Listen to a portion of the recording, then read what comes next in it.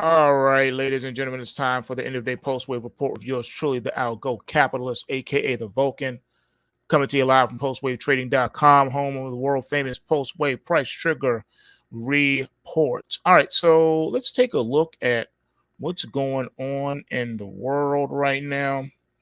We'll start with our first chart. We'll make this segment pretty quick. I have been just swamped with work and I need a break. All right, so here is the Nasdaq 100 futures. All right, so you are in a bear market. The bear is just going raw. It's just roaring at you. And you can see this downtrend channel has been like relentless. But now the market is trying, and I do mean trying, to find a bottom here. It doesn't mean that that's what's going to happen. It just means that it's trying. Okay, the market is trying. So right now we keep hitting new new weekly lows here, and I'm thinking that I need to make a decision on what I want to do. Now this bar is a bullish pointer of a bar, but it doesn't necessarily mean that the market is ready to try to recuperate some of its downside losses. It doesn't mean that in the slightest. So you have to be careful when you're trying to call bottoms in these markets, because that's a good way to get hurt.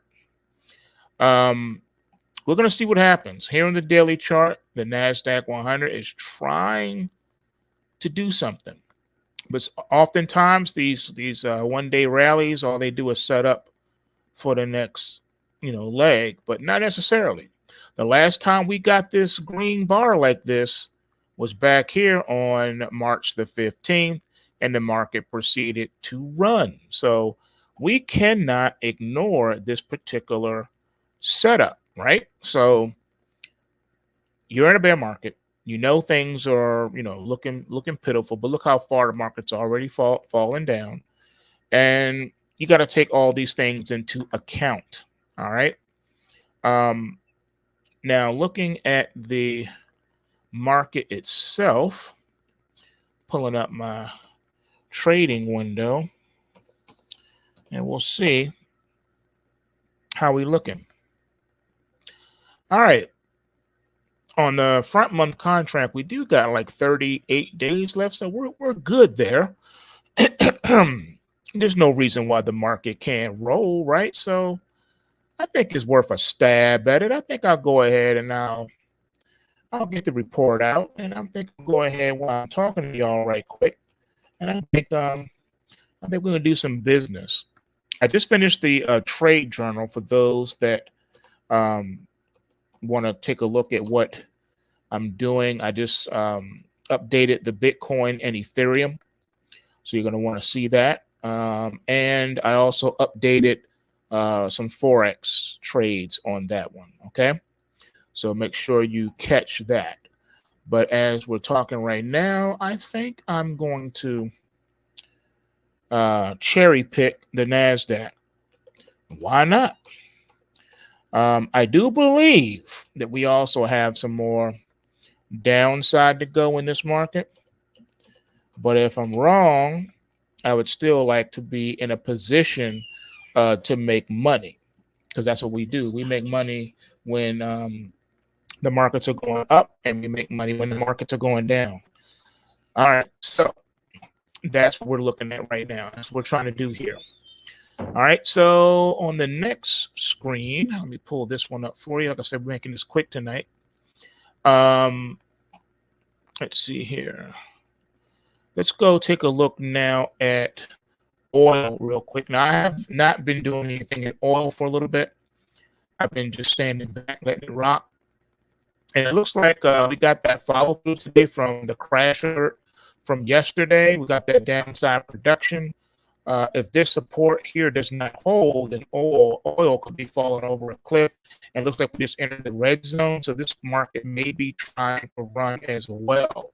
Something that we need to look at and take note of. So be on high alert in the gangster market right here on that oil. All right, next up we got gold right now. So gold is still in the bear camp. The grizzly bear is getting stronger, more downside. I think this one really wants to rock and roll and get down back into the uh, perhaps the mid, maybe even low 1700s. So this one's wide open. I think I may go ahead and take a dabble in that one too. I've been sidestepping gold and silver, but to look at the other markets, but I'm thinking, looking sexy like this is telling us something here. So it's possible here that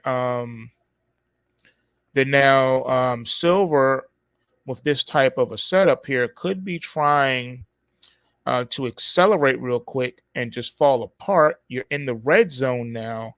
You got this extending out bearishness that's just taking over the market. But the last corrective bar that we saw, I got to go real far back to find it. It's been a while. So this one may be ready to just rock and roll. So I'm going to have to take a look on that one too. All right. And then let's see here. Of course, here is Bitcoin.